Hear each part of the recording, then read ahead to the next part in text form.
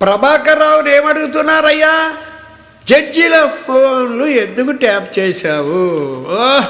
జడ్జీలు పెద్ద రామసక్కరోళ్ళ, జడ్జీలు కూడా లంచగొండలే కదా, అందుకే మీ ఫోన్లు ట్యాప్ చేసి ఉంటాడు. అందులో తప్పేం లేదు. మీరే మంచోళ్ళేం కాదు. మీరు అనుకోవచ్చు మేము మంచోళ్ళమని. ఏమీ కాదు. అసలు పబ్లిక్ నమ్మకమే లేదు కోర్టుల మీద, మీ తీర్పుల మీద అస్సలు నమ్మకం లేదు. ఆదేశాలు ఇచ్చింది ఎవరు? ఎవరికి వారే ఏమన్నా తీరే. ఈయన కూడా పోలీసే. పోలీసుల మీద, జడ్జిల మీద, కోర్టుల మీద ప్రజలకు నమ్మకం లేదు. అవి దొందే. వీడికి వాడు దొంగ గౌరవం ఇస్తాడు, వాడికి వీడు దొంగ గౌరవం ఇస్తాడు. సలీటు కొడతాడు, వెనకాల సంకనాకమంటాడు. కాబట్టి వీడు దొందే. అందుకే పార్టీ కామ్రేడ్ మచ్చల్ల వెంకటరెడ్డిని ఏమంటానంటే, ఇవన్నీ డబ్బులు దొబ్బడానికి ఏవో ప్లాన్లు.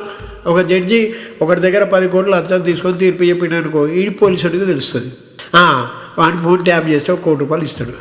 ఇది లెక్క, ఇది జమ. కాబట్టి మీ రహస్యం మొత్తం వాళ్ళ చేతుల్లో ఉంది. వాళ్ళ రహస్యం మీ దగ్గర డబ్బులు దొబ్బేశారుగా పోలీసు వాళ్ళు. మీరేం చేశారు? పోలీసు వాళ్ళు లంచం ఇస్తే వాళ్ళ కోసులు కొట్టేశారు కదా. మరి దొందే కదా. ఇలా తప్పేముంది? వాళ్ళు దొంగలే, మీరు దొంగ. కాబట్టి దయచేసి ప్రజలారా, ఈ బీఆర్ఎస్ను, బీజేపీని, కాంగ్రెస్ను, పోలీసులను, కోర్టులను నమ్మకండి. పార్టీ కామ్రేడ్ మచ్చల్ల వెంకటరెడ్డికి ఓటేసి అధికారం ఇస్తే మా ప్రభుత్వం వచ్చాక ఈ జడ్జీల మొత్తం బైలాస్, రూల్స్, రెగ్యులేషన్ మొత్తం మార్చేస్తాం. అలాగే పోలీసులది కూడా మార్చేస్తాం. ఎవరైనా నేరం చేస్తే వాడి ఇంటికి ముందు నోటీసు పంపాలి. వాడు లాయర్ని పెట్టుకొని కోర్టులో కొట్లాడతాడు. అట కాదు, తీసుకొచ్చి సంపూర్ణ చంపితే భయానికి డబ్బులు ఇస్తాడు. అదే ఆ లెక్క. లాకప్ డెత్ చేస్తారా? మీకేం పవర్ ఉంది? పోని మరి లంచం ఎందుకు తీసుకుంటారు? లంచం తీసుకోవద్దు కదా. లంచము తీసుకుంటారు, సావా కొడతారు. ఇదే పోలీసు. జడ్జి లంచం తీసుకుంటారు, శిక్షేస్తారు. ఇదా న్యాయం. అందుకే మిమ్మల్ని మొత్తం తీసుకెళ్ళి అసలు ఫస్ట్ ఈ జడ్జీలను, ఈ పోలీసులు, టాప్ పోలీసులు జడ్జీలను తీసుకెళ్ళి జైల్లో పెడితే సగం వ్యవస్థ మారుతుందయ్యా. నిజం చెప్తున్నా. కాబట్టి పార్టీకి ఓటేయండి. ఈ జడ్జీలు, పోలీసులు చదువురాని పేద ప్రజలకి ఏం తెలియదయ్యా. పోలీసుడు ఎవడో, ఓటు ఏందో, సీఎం ఎవడో, పిఎం ఎవడో, ఎమ్మెల్యే ఏం తెలియదు. పాపం అమాయకులు. అలాంటి అమాయకులు నిలువున మోసం చేస్తున్నాయి నా కొడుకులు. వాళ్ళు ఏమంటారు? కనీసం నెలకు 30,000 జీతం ఇవ్వండి, పని ఇవ్వండి అంటే అది కూడా ఇస్తలేరు. ఈ బాడుకోగలరు ఇవ్వాలి కదా. వాళ్ళు మనుషులే కదా, బతకాలి కదా. ఇల్లే దిక్కులేదు.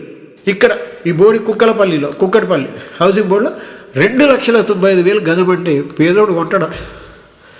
కాబట్టి పార్టీ ఏం చేస్తారంటే ప్రతి ఒక్కరికి ఒక 400 గజాల్లో ఆ కుటుంబానికి ఉమ్మడిగా బ్రహ్మాండమైన ఇల్లు కట్టిస్తుంది. వాళ్ళను కూడా డెవలప్ చేయాలా, వాళ్ళను కూడా అభివృద్ధి చేయాలా. ఎస్టీ అని, ఎస్సీ అని, బీసీ అని వాళ్ళు అక్కడే అలాగే ఉండాలి జీవితాంతం. వాళ్ళకు బుద్ధి లేదు, వీళ్ళకి బుద్ధి లేదు. ఊరు ఒకటి, సిటీ ఒకటి ఒకటే కదా. వాళ్ళని తీసుకొచ్చి డెవలప్ చేసి చదివించి వాళ్ళు కూడా టాప్ అవ్వాలి కదా. వాళ్ళ ఆభరణాలు అయితే పాపం చెడ్డహారం ఉంటాయి. ఏవేవో పెడతారు, ముక్కులు, చెవులు. అబ్బబ్బబ్బా, వాళ్ళకి తెలియదు పాపం. అలా గురువులు చెప్పినట్టే, ఏ గురువులు మన్ను, మూఢనమ్మకాలు, మన్ను, మశానము, అంటరానితనము, దేవుళ్ళ దగ్గర ప్రాబ్లం, మూఢనమ్మకాల ప్రాబ్లం, మంత్రాల పాపం, తంత్రాల పాపం. తూ అసలు ఇండియాలో ఎందుకు పుట్టామో అనిపిస్తుంది. అమెరికాలో వాళ్ళ దొంగలు, వాళ్ళ అమ్మిడి కొడుకులు అంత రిచ్ అంటారు. సెల్ ఫోన్లు, ఐఫోన్లు దొంగతనం చేస్తారు, కార్లు కాలబెడతారు. కర్ఫ్యూ అయిపోయింది. అమెరికా ప్రపంచం అంతా ఇట్లనే ఏడ్చింది. ఒక నాలాంటి మంచి పవర్ఫుల్ లీడర్ ఉంటే ప్రపంచం, దేశం, రాష్ట్రం మారుతుంది. కాబట్టి ఆలోచించండి. కొత్త వాళ్ళం, మంచి భావాలు ఉంటాయి, మంచితనం ఉంటుంది. మాకు ఓటేయండి, గెలిపియండి, అధికారం ఇవ్వండి. ఈ మురిగిపోయిన ముసలి పార్టీలను పక్కన పెట్టండి.